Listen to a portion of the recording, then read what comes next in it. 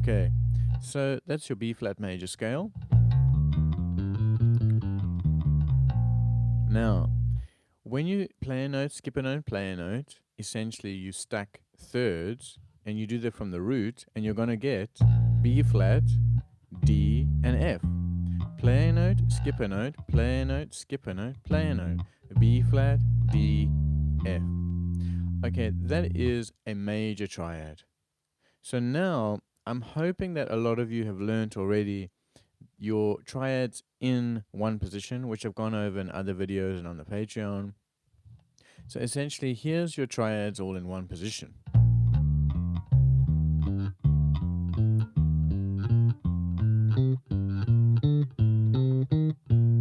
And I hope you know your order of triads: major, minor, minor, major, major, minor, diminished.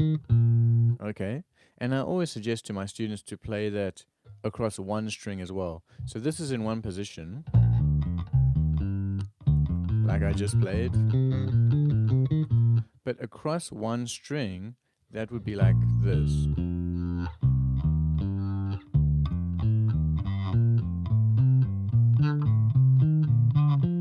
Okay, so that's all your triads of B flat major played across the bass. I mean, you really learn to play across the bass when you learn any of your fundamentals in more than one position. But what I want to get into today is about different ways of playing triads, okay? So essentially, if we look at the classic way, we start on our middle finger and we play middle, index, pinky, B flat, D, F, or 1, 3, 5. Okay, so that's kind of the classic triad shape. A major triad. Now, you can play that major triad in a bunch of different ways. So check it out. I can start on my pinky and play this. I can play pinky, ring, index, index. It's the same. The same notes. B flat, D, F, B flat. Root, 3, 5, octave. So that was our classic shape.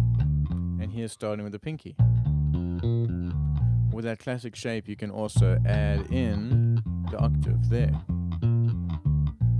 Now, another shape that people don't use as much as the classic is starting on your index and moving across the bass like that. So index, pinky, index, index. Okay. Now, the reason I like this a lot is because what I'm doing is I'm playing my index, my pinky, and look, my index moves when the pinky moves and gets the fifth and the octave.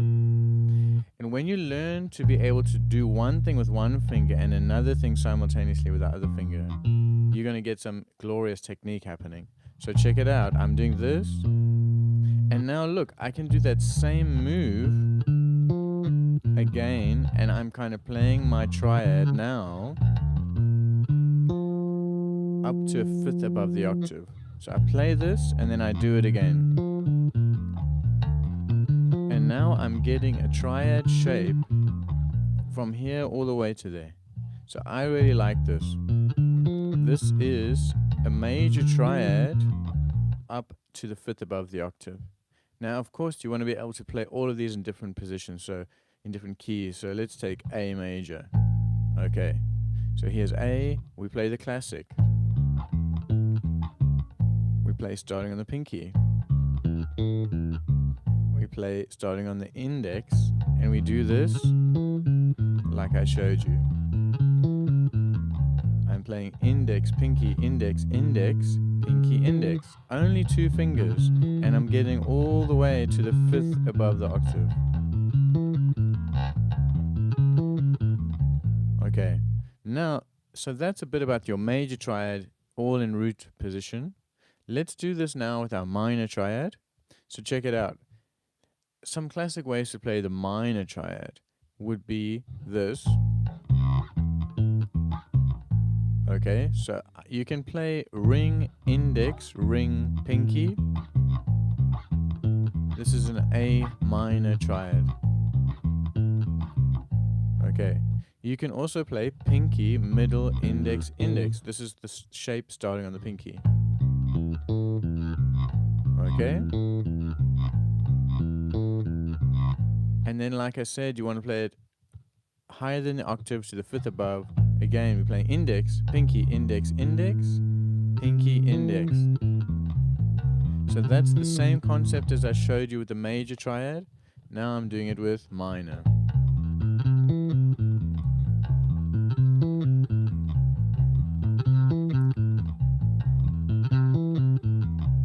Okay, so that is a nice shape for minor. Now, let's look at inversions. So check it out. Here's your root position triad. 1, 3, 5 octave. Now you'll hear people talk about doing these in different inversions, and you'll hear this exercise being played by musicians a lot. And all you're doing is you're saying this 1, 3, 5, and then you're starting 3, 5, 1, and then you're going 5, 1, 3. So you're just playing it starting on each point and jumping up one extra. If you really want to, you can play from the octave again, but this is a really good exercise.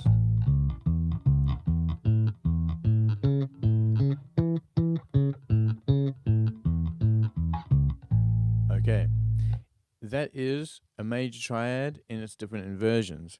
Let's look at a minor triad in its different inversions. So now we can take this shape and play. Okay.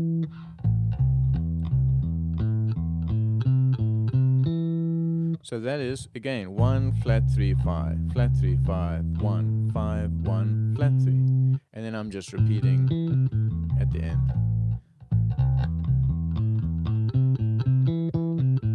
Okay? This is a cool thing to know, because then when someone plays a minor triad in a song, you could play a fill like that or play a bass line.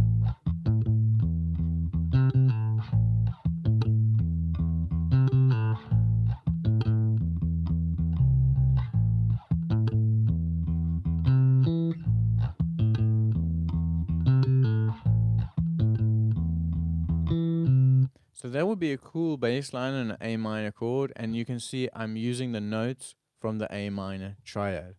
Okay, now the next thing I want to talk about is spread voicings of triads. I really like this. This is getting a bit more serious now.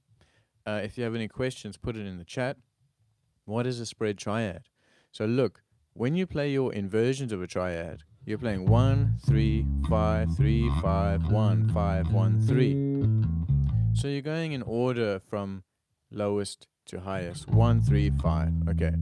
With a spread triad, you're going to take the third and put it up the octave. So in the case of A major, the C sharp is going to go above the octave.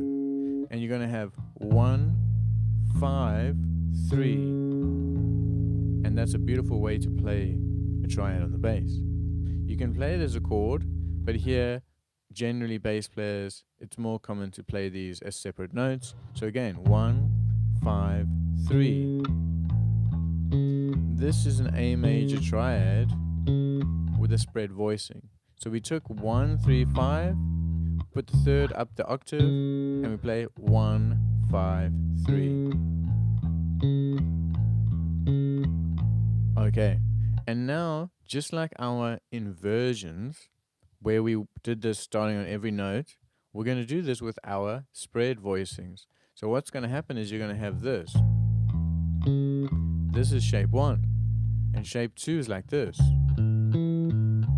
So look, 1, 5, 3, then 3, 1, 5, then 5, 3, 1. That is your A major triad with spread voicings in all positions. So again, 1, 5, 3,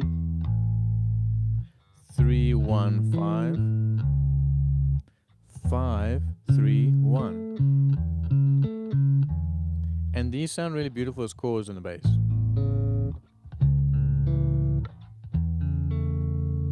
So let's try this in another key. Let's go to B flat. So B flat major 1 3 5 was the normal way to play it. Now we're going to take the third D and put it up the octave and play 1 5 3.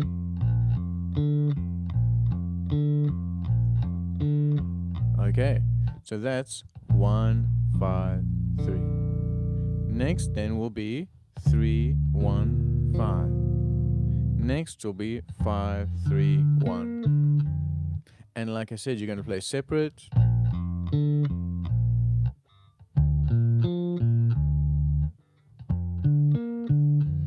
And then you can play these as chords.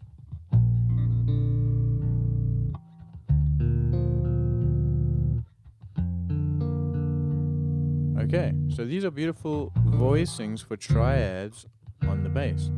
Now what I really like about knowing these is, if you only learnt your triads in a closed normal position like this, then when someone plays a major triad, these notes and in this order is generally how you would see the triad on the bass. Okay, but when you learn spread voicings, like I just showed you, then when someone plays a B flat major triad, there's nothing stopping you from seeing this as a B flat major voicing. So you could start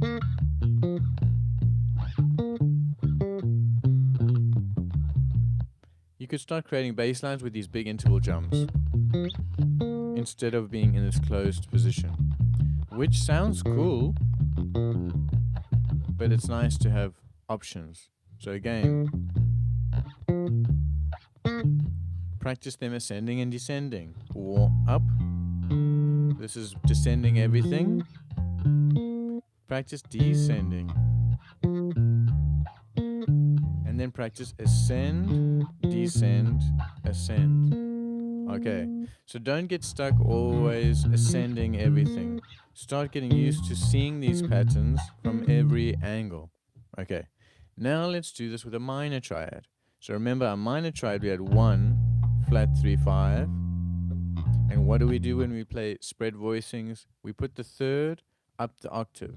So that D flat goes up the octave, and we play 1 5 flat 3. This becomes a nice minor voicing, and I can play it separately, and I can play it as a chord. Then the next voicing is going to be flat 3 1 5. So again, 1 5 flat 3, flat 3 1 5, and lastly 5 flat 3 1. Again, a beautiful chord. So let's play these all as chords.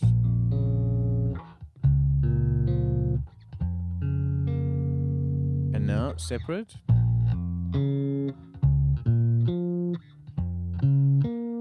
And then, like I said, you want to be able to go up 1, and then down 1, and then up 1. And now if you're playing on a B flat minor chord, instead of always being stuck in this,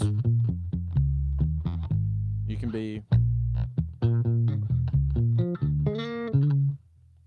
You can get these wider intervals naturally. It's the same notes, but you're getting wider intervals. And I think our ears really like wider intervals. There's a jump there. It's more melodic. Okay, but so far we've covered what are triads, 3-note chords. You can play them in a few different ways. I showed you the classic way, starting on the pinky and then starting on the index and playing it up to the fifth above the octave. And then we just spoke about spread voicings. Now again, you could take your major scale across one string, G, A, B, C, D, E, F sharp, G, if I'm doing the key of G major. And I could play all of those in these spread voicings now. So before your exercise was like this, you know, playing your triads. Now you could play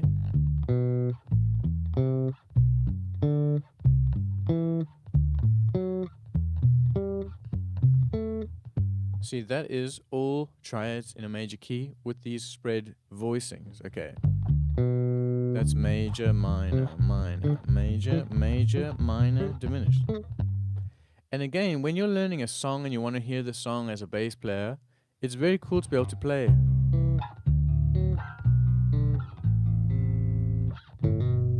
You can actually express the harmony so that you can hear it when you practice. So when you see a song or hear a song and you hear, oh, it's going G, B minor, A, it's nice to be able to hear. Now I can kind of hear the actual harmony. So then when it comes to play fills,